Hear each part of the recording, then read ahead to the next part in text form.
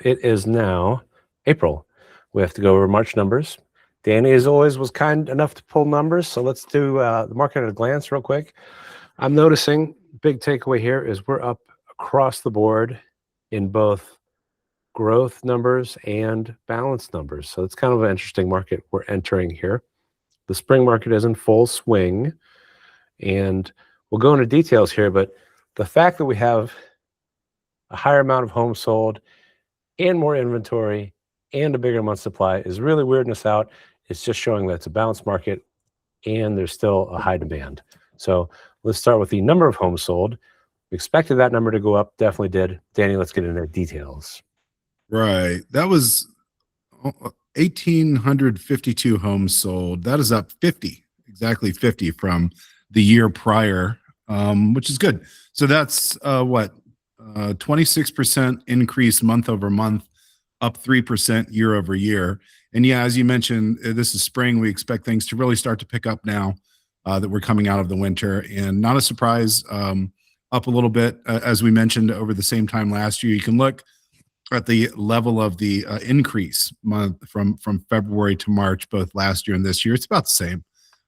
So things are really taking off here. Not a big surprise. Current inventory is at 2,704 houses that are out there for consumption.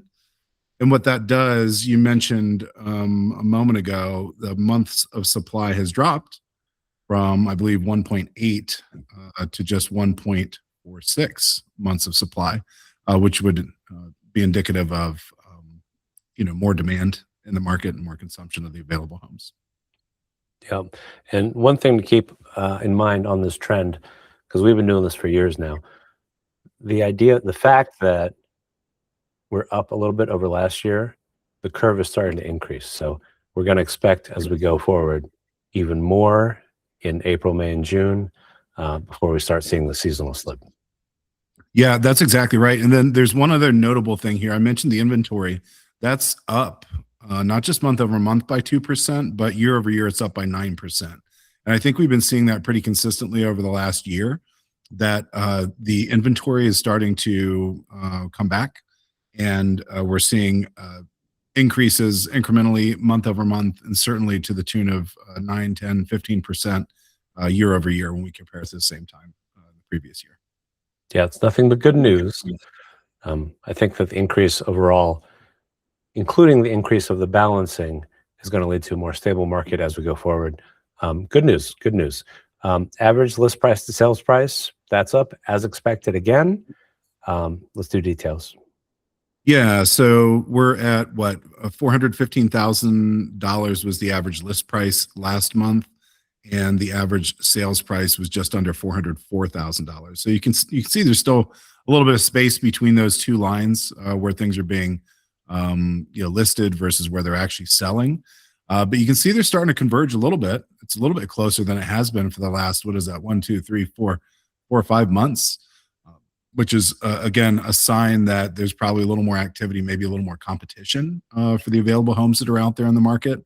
And then the one really notable thing is, of course, we're up 13,000 month over month. But if you look back to the same time last year, we're also up $12,000 on average, which, again, is a 3% increase year over year. So if you're not, even if you're not selling, just sitting with your house today, you can take solace in the fact that you're sitting on 3% more value theoretically than you were this time last year. Yeah, and this is an interesting chart because average sales price versus average list price used to never cross. The average sales price would always be lower than the average list price. I'm talking 20 years ago.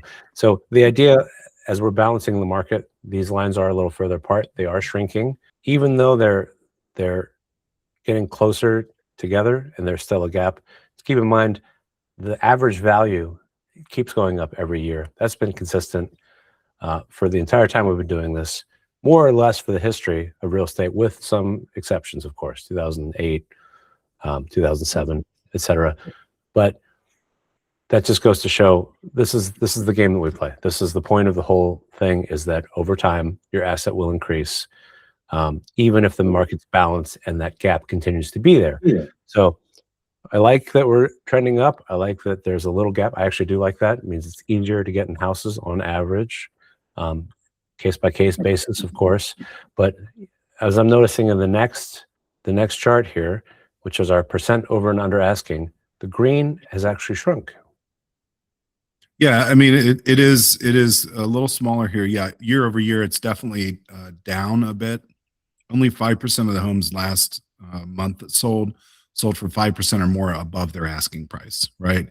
And you can see that in the prior couple of months, it's been pretty thin there, right? That's just, again, a reflection of just a cold market, not a lot of competition, no reason to bid over the asking price if nobody else is bidding on the house at all. So you're starting to see that maybe month over month, there's a slight little increase. But compared to this time last year, there were more things going above asking. The other thing that's notable, though, is if you look at the orange section, there is a change month over month where you can see noticeably that just 26% of homes sold 5% or more below their asking price. So that's better than the last several months. And again, it's a sign that and it's a signal that, that reduction of the below 5% or below asking, that reduction over the last several months is an indication that things are really starting to heat up here in the spring. Yep, spring market's in full swing. Days in the market has dropped dramatically, but not as low as during the hot parts. That's as expected. Does that say 16 days on average? Yep, good eyes. Or median rather, which is the better indicator. Again, as the market balances, we expect that to trend up. 16 days is not a super long time to be on the market. So if you're planning to sell sometime this year, don't panic. It's still a good seller's market, but it's nice to have a little balance. That leads to more activity and less price reductions, which is the next graph. Yeah, and look at how we went over the hump there. You can see, again, that this is cyclical. If you look all the way back to the left-hand side of the chart, that was back, at the end of 2024, going into 2025. We went up to 42%, and then boom, dropped down. You're seeing that again. That played out here. We're up as high as 46%. Almost half of the homes that were sold in, December, were sold with a price reduction. And again, you see that in the last couple of months, that's fallen off. And now we're down to just, what even is that? 34%.